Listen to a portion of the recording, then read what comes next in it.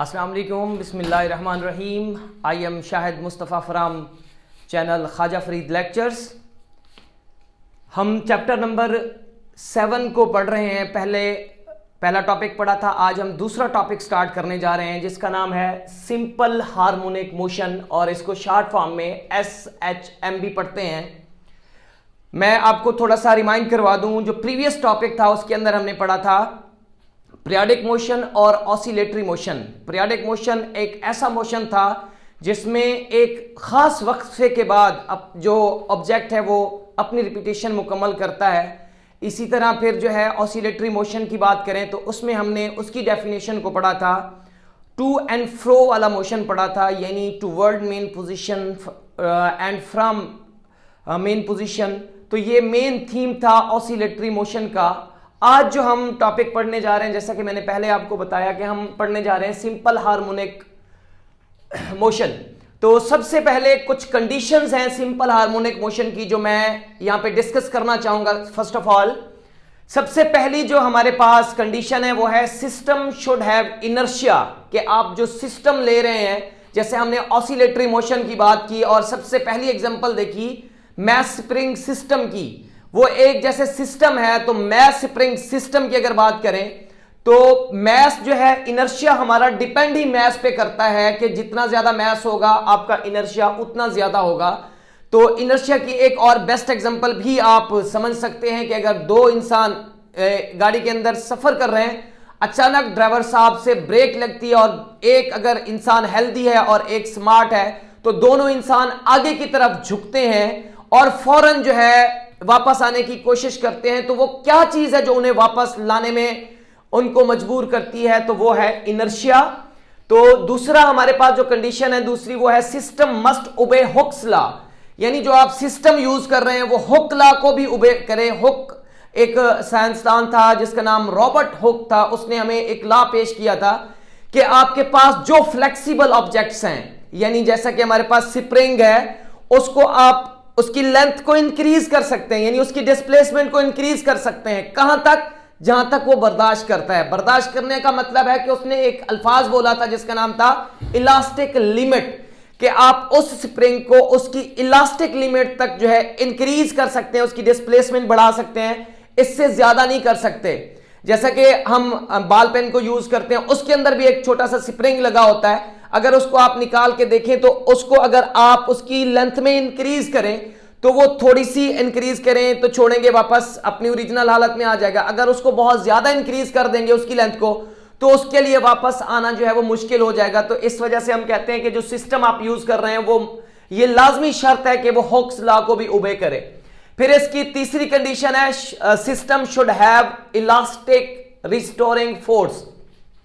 यानी इलास्टिक, पहले मैंने बताया कि इलास्टिक लिमिट से है, और रिस्टोरिंग फोर्स, अब जैसे आप स्प्रिंग को खींच रहे हैं तो उसके अंदर एक फोर्स जो है स्टोर हो रही है, वो फोर्स जैसे ही आप उसे रिलैक्स करेंगे तो वो अपनी ओरिजिनल हालत में आएगा। तो वो कौन सी चीज है जो उसे अपनी ओरिजिनल हालत में लेके आती है? तो वो है रिस्टोरिंग फोर्स। फिर लास्ट में चौथे नंबर पे सिस्टम मस्ट बी फ्रैक्शनलेस। यानी आप जो सिस्टम यूज कर रहे हैं, मिसाल के तौर पर अगर आप स्प्रिंग मैस सिस्टम की बात करें तो वहां पे भी कोई फ्रिक्शन ना हो। इसी तरह अगर आप बॉल की बात करते हैं तो वहां पे भी ऐसा कोई मतलब प्रोसेस ना हो। सिंपल पेंडुलम की बात करते हैं तो उसमें भी फ्रैक्शन ना हो। तो इसके बाद फिर हम आते हैं डेफिनेशन पे। तो इसकी डेफिनेशन है that type of motion in which the acceleration of an object is directly proportional to the displacement and the direction of the acceleration is always towards the mean position is known as simple harmonic motion। ये बिल्कुल मैंने जैसे read किया, आपको ऐसे समझ नहीं आई होगी डेफिनेशन। तो इसका तरीका क्या है? सबसे पहले ये देखें कि आपका जो ऑब्जेक्ट है, ये सिंपल हार्मोनिक मोशन वो मोशन होता है जिसमें आपका ऑब्जेक्ट की जो एक्सेलरेशन है वो क्या होती है? वो डायरेक्टली प्रोपोर्शनल टू द होती है एक्सेलरेशन के, और इसी तरह उसकी जो डायरेक्शन है वो होती है, हम कहते हैं कि वो टूवर्ड द मेन पोजीशन होती है। इसका क्या मतलब है? यानी जितना ज्यादा आप डिस्टेंस बढ़ाते जाएंगे, डिस्प्लेसमेंट बढ़ाते जाएंगे, तो आपका एक्सेलरेशन बढ़ता जाएगा। इसी तरह अगर उसकी अगर आप डायरेक्शन की बात करते हैं एक्सेलरेशन की, तो वो हमेशा टूवर्ड्स द मीन पोजीशन होती है। तो इसकी मैं यहां पे इक्वेशन जो है आपको लिख दूं, इक्वेशन होती है, जर्नल फार्मूला भी कह सकते हैं, वो है जर्नल हमारे पास इक्वेशन, यानी acceleration directly proportional minus into x, यानी एक्स जो है हम डिस्प्लेसमेंट का नाम एक्स है, एक्स से डिस्प्लेसमेंट को हम शो कर रहे हैं, ए जो है वो एक्सेलरेशन को प्रोड्यूस कर रहे हैं। और एक बात मेरी याद रखें, अगर स्टूडेंट्स मेरा लेक्चर सुन रहे हैं तो उनके लिए भी है, और अगर टीचर मेरा लेक्चर सुन रहे हैं तो उनके लिए भी है कि एक बात मेरी याद रखें कि आपको फिजिक्स के अंदर जहां पे भी नेगेटिव का साइन मिले, आपने अंडरस्टूड कर लेना है कि ये पक्की और सच्ची बात है कि ये डायरेक्शन को शो करेगा। तो ये हमारे पास इक्वेशन है, जर्नल इक्वेशन, जो आगे चल के हम इसे ब्रीफ डेरिवेशन में जब हम math of the simple pendulum पढ़ेंगे या math of an object of math attach with spring दूसरे लेक्चर में पढ़ेंगे, तो वहां पे इसको ब्रीफ हम प्रूव भी करेंगे। तो दोबारा मैं रिपीट कर देता हूं इसकी डेफिनेशन। हम कहते हैं that type of motion in which the acceleration of an object is directly proportional to the displacement and the direction of the acceleration is always towards the mean position is known as simple harmonic motion। अब हम ना एक example से इस motion को समझने की कोशिश करते हैं। हमारे पास एग्जांपल है सिंपल हार्मोनिक मोशन की, तो इसमें कुछ हम एमसीक्यूज भी क्लियर करेंगे, आपने तवज्जो करना है, मेरा साथ देना है, मैंने आपसे सवाल भी पूछने हैं। अब सबसे पहले हमारे पास ये सिंपल पेंडुलम है, हम कहते हैं कि ये हमारे पास मीन पोजीशन है।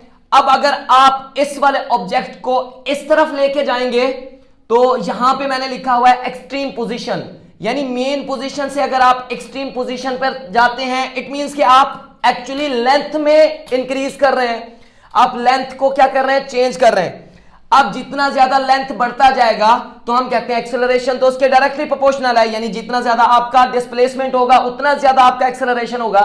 इट मींस अगर इस तरफ देखें मीन पोजीशन पे अभी जो है आपकी डिस्प्लेसमेंट जीरो है, अगर यहां पे जीरो है तो इट मींस जैसे आप यहां से चलना स्टार्ट करेंगे और यहां पर ऑब्जेक्ट को एक्सट्रीम तक लेके आएंगे, जैसे एक्सट्रीम पोजीशन पे आपका ऑब्जेक्ट आएगा तो आपकी जो मैक्सिमम डिस्प्लेसमेंट है वो डायरेक्टली रिलेट करती है एक्सेलरेशन के। तो इस वजह से ऐसा सवाल बन सकता है, वो आपसे एमसीक्यूज पूछ सकते हैं कि वो कौन सी कंडीशन है जहां पे एक्सेलरेशन मैक्सिमम होगी, तो आप कहेंगे एक्सट्रीम पोजीशन पे एक्सेलरेशन मैक्सिमम होगी।